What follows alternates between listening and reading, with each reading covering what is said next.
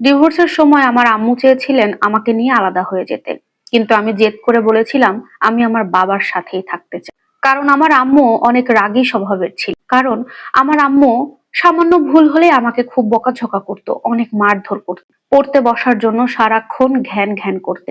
আর আমি যখনই মোবাইলটা হাতে নিতাম, আমার মা রাগ দেখিয়ে মোবাইলটা হাত থেকে কেড়ে নিত। আমি অসুস্থ থাকলেও আমাকে স্কুলে পাঠিয়ে দিত। তার কাছে আমার পড়াশোনায় ছিল সবচেয়ে বড় কথা। মাত্র 7 বছর বয়স আমার তখন। এত কিছু আমার মন বুঝে উঠতে পারেনি। সবসময় শুধু এটাই মনে হয়েছে আম্মু খুব কঠোর, আম্মু খুবই কড়া একজন মানুষ। তাই আমি ভেবেছিলাম বাবার সাথে থাকলে হয়তো আমি এসব থেকে বেঁচে যাব।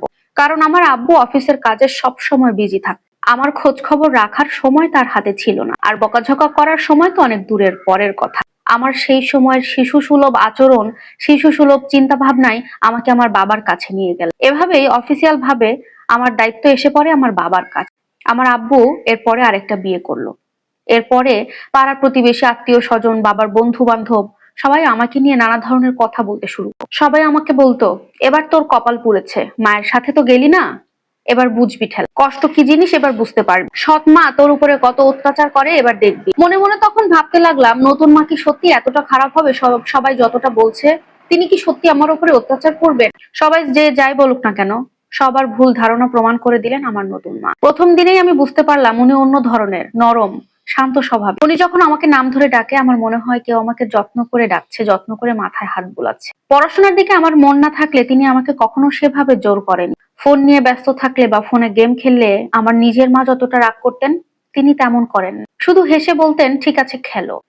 স্কুলে যেতে যেতে আলসেমি লাগতো, তাকে বললে সে বলতো, ঠিক আছে আজকে যেতে হবে না, তুমি বিশ্রাম করো। ধীরে ধীরে আমি তাকে নিয়ে গর্ব করা শুরু করতাম। আমার বন্ধুদের কাছে, আত্মীয় স্বজনদের কাছে, যেখানে যার সাথে দেখা হতো তাকেই বলতাম আমার নতুন আম্মু খুব ভালো, ভীষণ ভালো। কিন্তু বেশ কিছুদিন পর আমার স্কুল থেকে শুধু অভিযোগ আসতে শুরু করলো।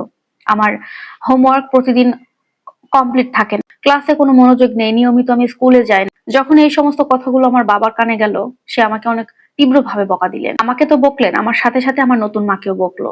সে তখন শান্ত স্বভাবের নরম সুরে বলল, ও যদি স্কুলে না যায়, ও যদি ঠিক মতো হোমওয়ার্ক না করে, সেখানে আমার কি দোষ বলো তো? দেখো, আমি নিজের সন্তানকে শাসন করতে পারি, মারতে পারি, কিন্তু অন্যের সন্তানকে আমি শাসন করে মেরে বদনাম নিতে পারবো না।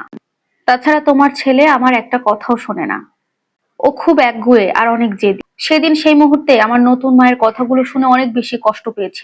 মনে মনে ভাবলাম, তিনি আমাকে কখনো ছেলে বলে মানেইনি, অথচ আমি কত বোকা, তাকে আমি আমার নিজের মায়ের জায়গায় বসিয়েছিলাম। তাছাড়া তিনি আমাকে কখনো বলেননি আজকে তোমাকে স্কুলে যেতেই হবে, হোমওয়ার্ক তোমাকে শেষ করতেই হবে।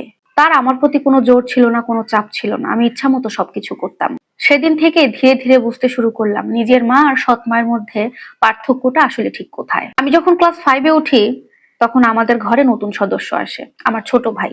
তখন খুব খুশি ছিলাম আমি। আমি ভেবেছিলাম এখন থেকে আমার খেলার সাথী, ঝগড়ার সাথী সব সময় এই ভাই থাকবে। কিন্তু আমার খুব বেশি দিন সময় লাগেনি বুঝতে যে এই ছোট ভাই আমার আপন ভাই নয়, সে আমার সৎ ভাই।